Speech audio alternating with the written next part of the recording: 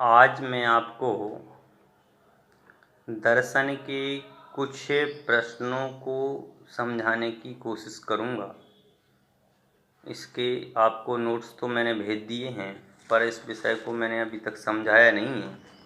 यह षड दर्शन समुच्चय का कुछ विषय है। उस विषय के जो मुख्य प्रवर्तक माने गए, तो उन प्रवर्तकों के बारे में या तो सांख्य दर्शन के बारे में आपको मैं बताता हूँ कि सांख्य दर्शन कुछ प्रश्न हैं, उन प्रश्नों के आंसर आपको बताता हूँ।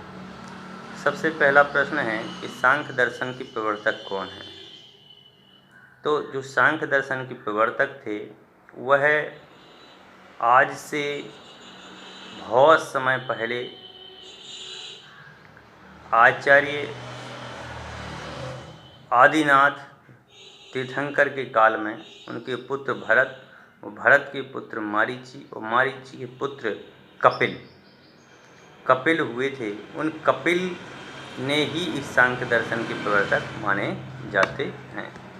सांख्य दर्शन में जो है तत्व माने गए हैं, समझे, उन तत्वों की संख्या जो है 25 मानी गई है।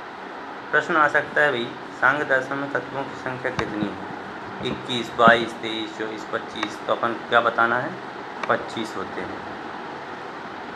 तीसरा प्रश्न है सांख्य दर्शन में किसे आत्मा माना। देखो सांख्य दर्शन जो है आत्मा शब्द का प्रयोग किसी दूसरे अर्थ में प्रयोग करता है। अधिकतर दर्शन तो आत्मा ही मानते हैं, परंतु कुछ दर्शन जो हैं वह अलग मानते हैं। वैसे सांख्य दर्शन जो है इस आत्मा को पुरुष रूप में स्वीकार करता है। किस रूप में स्वीकार करता है, कह रहे हैं आत्मा को जो है पुरुष रूप में स्वीकार करता है। जो पुरुष है वह चेतन है, वह चेतन स्वभाव वाला है और वह चैतन्यमय होता है। और अचेतन किसे कहा, भाई जड़ किसे कहा। जैसे कि अन्य दर्शनों में क्या है, जड़ को मतलब अचेतन बोलते हैं, तो यहाँ पर जो है जड़ किसे कहा या अचेतन किसे कहा, तो कह रहे हैं प्रकृति को। जो प्रकृति होती है उस प्रकृति को इन्होंने जड़ कहा। जड़ में जो अविद्या जितने भी है, अविद्या का मतलब अज्ञान, चाहे वो मोह हो, जो राग हो, चाहे द्वेष हो, कोई भी हो, उन मोह राग द्वेष आदि कोई सा भी परिणाम हो, वह सब अविद्या है, वह प्रकृति है।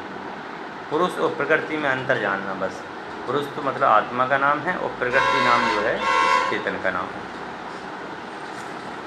फिर आया प्रश्न है सांख्य दर्शन में प्रकृति में कौन कौन से गुण होते हैं। तो प्रकृति में उन्होंने 3 गुण बताए, सत्व, रज और तम।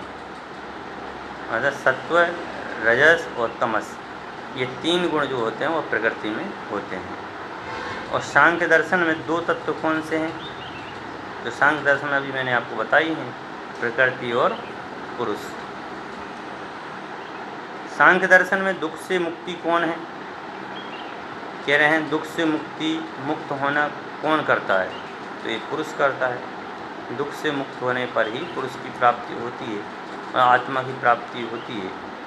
सांख्य दर्शन पूर्ण स्वतंत्र तत्व कौन सा है, तो कह रहे सांख्य दर्शन में पूर्ण स्वतंत्र तत्व जो है चैतन्य है। चैतन्य पुरुष, जिसे पुरुष कहा है ना, उस पुरुष को कहते हैं पूर्ण स्वतंत्र तत्व कोई है, उसमें किसी प्रकार का किसी के साथ कोई संबंध नहीं है। दुखों से निवृत्ति कौन सा तत्व करता है, तो दुखों से निवृत्ति भी कोई एक तत्व है, जिसको अन्य दर्शनों में अन्य अपेक्षा से बोलते हैं। इधर पुरुष कहा, इसलिए आत्मा का अनुभव है और पुरुष के द्वारा होता है, तो पुरुष जो है दुख से निवृत्ति करने वाला है। इस प्रकार सांख्य दर्शन का अपन स्वरूप जाना। अब बाकी का स्वरूप की चर्चा अपन बाद में करेंगे।